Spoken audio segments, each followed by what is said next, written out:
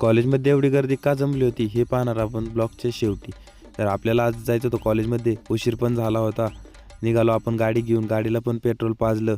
पुढं आल्यानंतर आपल्याला पण भूक लागली होती, थोडा नाश्ता केला आणि परत निघालो कॉलेजमध्ये. कॉलेजमध्ये पोहोचल्यानंतर पाहिलं तर काय चालू होतं, तर तिथं चालू होता रील शूट करण्याचा कार्यक्रम.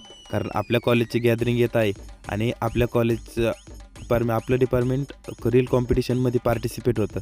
तर सगळे स्टाफ आणि स्टुडंट रील शूट करण्याचा कार्यक्रम चालू होता. आपण ह्या सीनला झालो होतो कॅमेरामॅन. त्याच्यानंतर सगळेजण आपापलं मत सांगत होते, लोकेशन पण चेंज करायला सांगत होते. सगळ्यांचं ऐकल्यानंतर शेवटच्या टप्प्यात आलो होतो आपण. इथं केला आपण रीलचा लास्ट सीन शूट आणि त्याच्यानंतर निघालो आपण घरी.